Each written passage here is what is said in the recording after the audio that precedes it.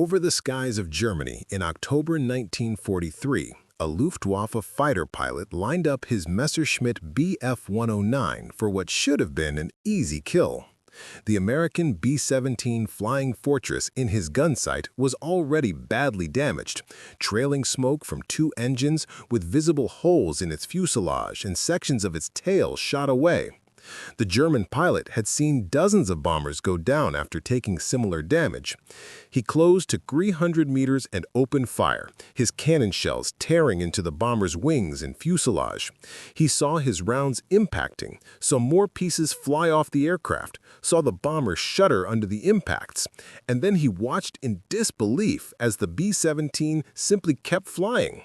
It didn't break apart, it didn't fall into a death spiral, it maintained formation with the other bombers and continued toward its target. The German pilot made 3 more attack runs, expending all his ammunition into the seemingly indestructible bomber. Each time he was certain he had delivered killing blows. Each time the B-17 absorbed the damage and kept flying.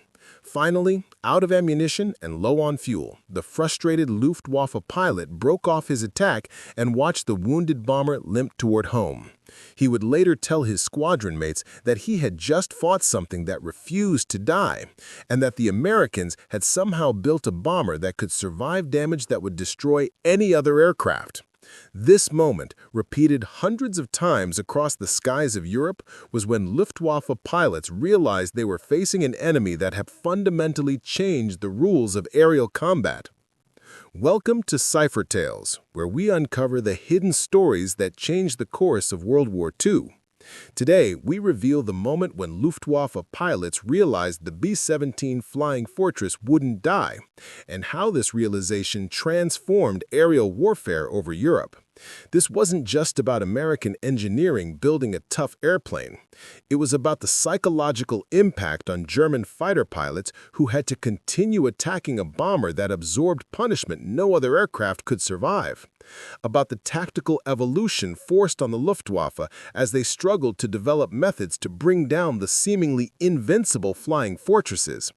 And about how one aircraft's legendary toughness became both a material advantage and a psychological weapon that eroded German fighter pilot morale mission after mission. The foundation for understanding Luftwaffe pilots' shock at B-17 survivability requires understanding what German fighter pilots were accustomed to fighting and how previous bomber designs had performed under attack. Throughout the early war years, Luftwaffe pilots had fought against British bombers, including Wellingtons, Hamptons, and early variants of the Halifax and Lancaster. While these aircraft were tough and well defended, they had clear limits to the punishment they could absorb. German pilots learned through experience how much damage different bomber types could sustain before they went down. A certain number of cannon hits to engines would cause failure. Strikes to fuel tanks would cause fires. Damage to control surfaces would make aircraft uncontrollable. The Luftwaffe developed tactics based on these known vulnerabilities, approaching bombers from angles that maximized effectiveness while minimizing exposure to defensive fire. German pilots built confidence in their ability to destroy enemy bombers when they could get into position and deliver accurate fire. The arrival of American B-17s over Europe in 1942 initially didn't alarm Luftwaffe command or pilots, who assumed that American bombers would fall to the same tactics that had proven effective against British aircraft. Early encounters seemed to confirm this assumption, with some B-17s being shot down during initial raids. But as the American bombing campaign intensified throughout 1943 and the numbers of B-17s increased dramatically, Luftwaffe pilots began reporting something disturbing. They were hitting B-17s with what should have been lethal amounts of fire, but the bombers weren't going down at expected rates. Pilots reported expending all their ammunition into B-17s without achieving kills. They described watching bombers absorb damage that would have destroyed any other aircraft while continuing to fly in formation and complete their bombing runs.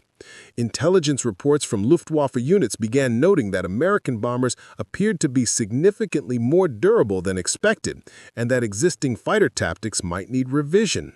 The engineering genius behind B-17 survivability was the result of Boeing's design philosophy that emphasized structural strength, redundancy, and damage tolerance from the aircraft's conception.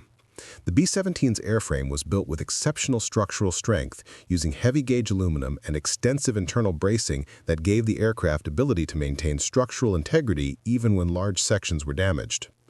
The wing design incorporated multiple spars and ribs that meant damage to one section didn't necessarily compromise the entire wing's ability to generate lift.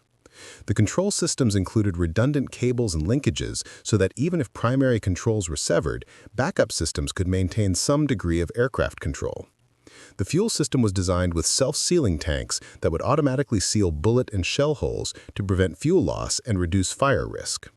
The four-engine configuration meant the aircraft could continue flying even with multiple engine failures, something that was almost impossible for twin-engine bombers.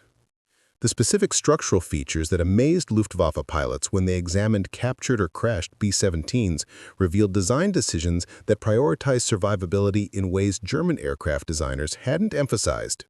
The B-17's fuselage framework used a semi-monocoque construction where the skin shared structural loads with internal frames, meaning that even extensive skin damage didn't necessarily compromise structural strength.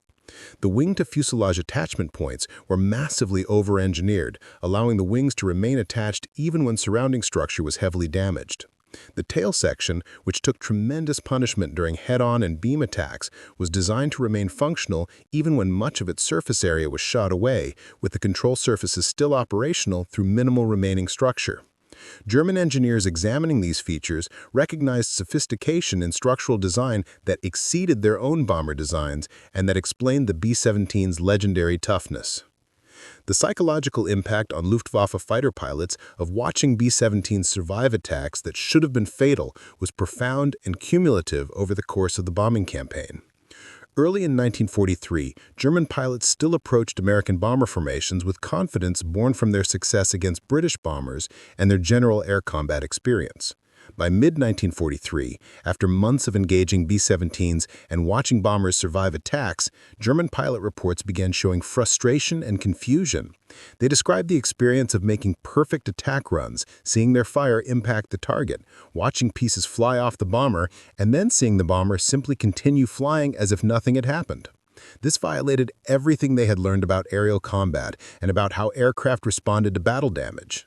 Some pilots reported feeling that their weapons were inadequate or that their ammunition was defective because they couldn't understand how aircraft could survive the damage they were inflicting. The tactical evolution of Luftwaffe anti-bomber tactics in response to B-17 toughness showed German recognition that new approaches were needed to bring down the American fortresses. Initial German tactics had relied on approaches from the rear and sides where bombers' defensive fire was theoretically weakest, with pilots making firing passes and then breaking away before defensive fire became too dangerous. When these tactics proved insufficient against B-17s, the Luftwaffe developed head-on attacks from 12 o'clock high, reasoning that attacks from directly ahead gave bombers less time to bring defensive guns to bear, and that nose attacks might damage cockpit and kill pilots more effectively than trying to destroy the entire aircraft structurally. The head-on attack tactic required tremendous courage from German pilots who had to fly directly toward formations of bombers that were all firing at them, but it did prove more effective at disrupting formations and achieving kills. However, even head-on attacks frequently failed to bring down B-17s that absorbed cannon fire to their nose sections and kept flying. The development of heavy weapons, specifically to counter B-17 toughness, represented Luftwaffe desperation to find methods that would work against aircraft that refused to die. German aircraft designers began fitting fighter aircraft with increasingly heavy cannons, including 30mm weapons that fired high-explosive shells capable of causing catastrophic damage with single hits.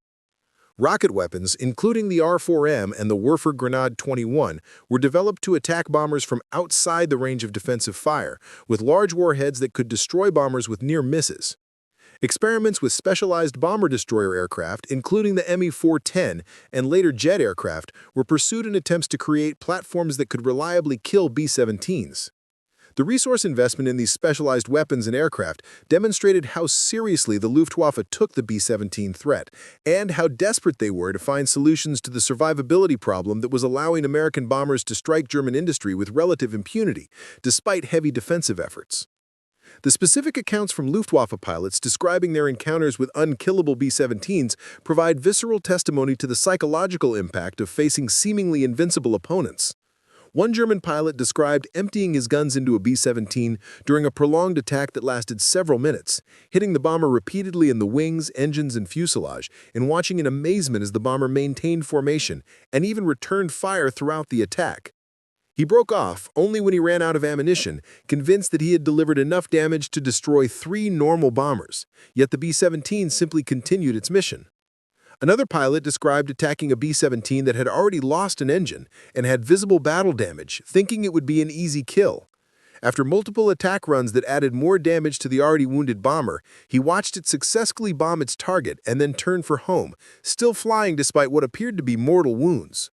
These experiences accumulated over hundreds of missions, gradually eroding German pilot confidence and creating a sense that they were fighting against impossible odds. The comparative analysis of B-17 loss rates versus damage rates demonstrates statistically what German pilots experienced anecdotally. While B-17s did suffer losses, with hundreds being shot down over the course of the bombing campaign, the ratio of aircraft damaged to aircraft destroyed was remarkably favorable for the Americans. For every B-17 that was shot down, several more returned to base with damage that would have destroyed other aircraft. Some B-17s returned with engine failures, massive holes in wings and fuselage, destroyed tail sections and other catastrophic damage, yet successfully brought their crews home. The cumulative effect was that German fighter pilots had to expend enormous amounts of ammunition and make multiple high-risk attack runs to achieve kills that should have required far less effort, depleting ammunition stocks and exposing German fighters to defensive fire for extended periods while achieving lower-than-expected kill rates. The defensive armament of the B-17 contributed to German pilot challenges beyond the aircraft's structural toughness, creating a defensive envelope that made sustained attacks extremely dangerous. The B-17G variant, which became the most numerous production model, featured 13 50 caliber machine guns positioned to provide overlapping fields of fire covering all approach angles. German pilots couldn't simply position themselves outside the defensive fire envelope and leisurely engage targets as they might against less well-defended bombers. Any attack run brought them into the kill zone of multiple machine guns, firing streams of half-inch bullets that could destroy fighter aircraft with a few hits. The combination of having to penetrate heavy defensive fire to reach attack positions and then having to expend large amounts of ammunition to damage B-17s that might not even go down created a tactical nightmare for German fighter pilots that wore down their effectiveness and morale mission after mission. The formation flying discipline of American bomber crews amplified the defensive benefits of individual B-17 toughness by creating defensive boxes where bombers could mutually support each other with overlapping fire. German pilots attacking bomber formations faced not just the defensive armament of the bomber they were targeting, but also fire from surrounding bombers in the formation. This meant that an attack on a single B-17 could draw fire from 5 or 6 other bombers simultaneously, creating a wall of lead that was almost suicidal to penetrate.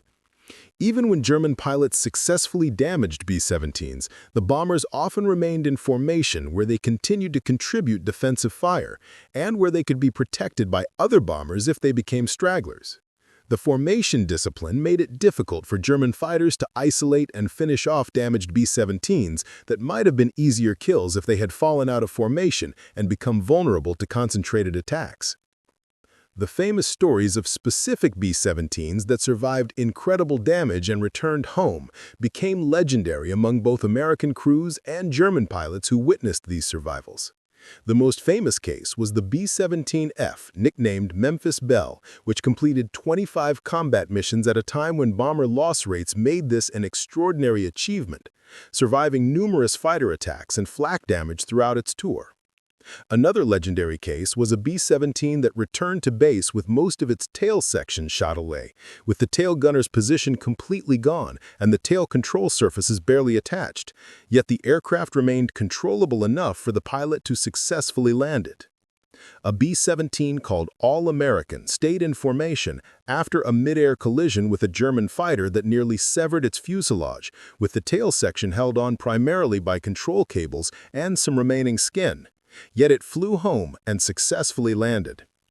These extreme survival stories, while not representative of average B-17 performance, became part of the bomber's mythology and demonstrated the aircraft's maximum damage tolerance, proving that what seemed impossible was actually achievable with the Flying Fortress. The technical explanations for specific survival features helped Luftwaffe intelligence understand why their attacks were failing, but didn't provide easy solutions. The self-sealing fuel tanks that prevented fuel fires from incendiary ammunition were recognized as a critical technology that German bombers lacked in equivalent form. The redundant control systems meant that partial damage to control surfaces or cables didn't necessarily render aircraft uncontrollable as it would an aircraft with single-point failure modes. The engine firewalls and fire suppression systems meant that engine fires, which were often fatal to other bombers, could be contained and extinguished on B-17s, allowing flight to continue on remaining engines. The structural design that distributed loads across multiple members meant that even dramatic-looking damage might not actually compromise flight-critical structure. Understanding these features intellectually didn't help German pilots kill B-17s any more easily, but it did help them understand that they weren't facing supernatural invincibility, but rather superior engineering that had outthought German defensive planning.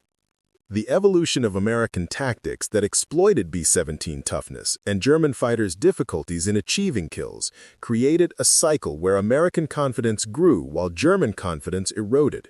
American bomber crews learned that if they maintained formation discipline and didn't panic when damaged, they had good chances of survival even if their aircraft took significant hits. This knowledge made crews more willing to press attacks and complete missions even when under fire. American bomber commanders developed tactics that explicitly relied on B-17 toughness, planning missions that accepted that bombers would take damage, but calculating that enough would survive to deliver effective attacks on targets. The willingness to trade bomber damage for target destruction, knowing that damaged bombers usually returned for repair, gave Americans strategic flexibility that the Luftwaffe couldn't match with their more fragile bomber designs. The Luftwaffe's organizational response to the B-17 challenge revealed both German tactical innovation and the limitations imposed by strategic circumstances. Fighter units were reorganized and specialized, with some units dedicated specifically to bomber destruction and equipped with the heaviest weapons available.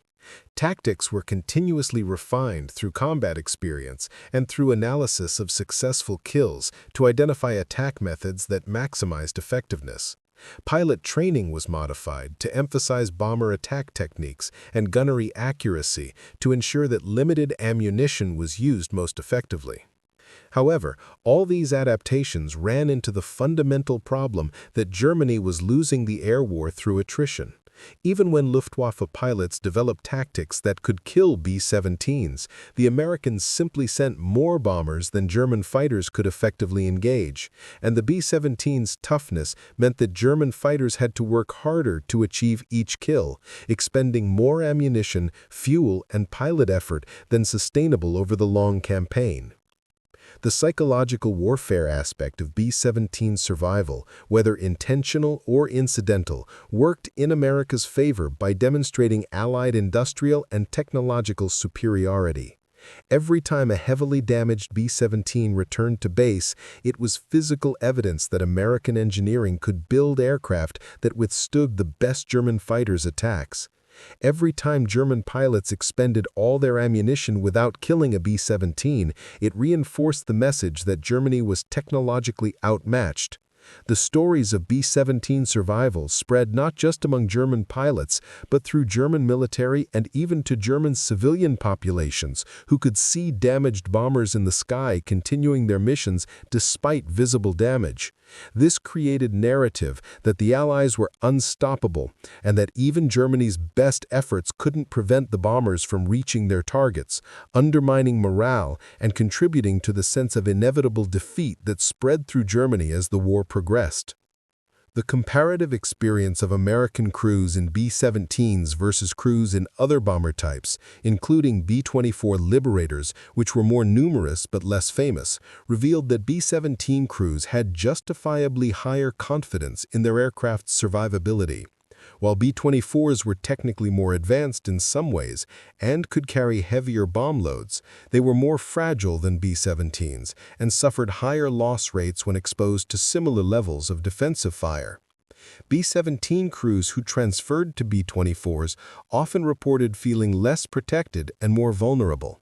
Conversely, crews who flew B-17s throughout their tours consistently credited the aircraft with bringing them home despite damage that seemed unsurvivable. This confidence feedback loop meant that B-17 crews were more likely to press attacks and less likely to abort missions due to damage, making the bomber even more effective as a weapon system beyond its pure technical capabilities.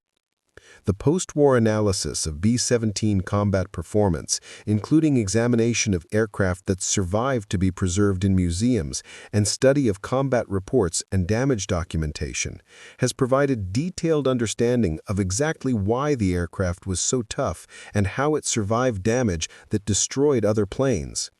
Examination of preserved B-17s shows the heavy structure and redundant systems that made survival possible. Study of combat damage photographs reveals the extraordinary abuse that aircraft endured, with some bombers showing hundreds of bullet and shell holes, missing sections of skin, destroyed control surfaces, and failed engines, yet remaining flyable. Analysis of mission reports and loss statistics confirms that B-17s had significantly better survival rates than comparable bombers when subjected to similar defensive fire.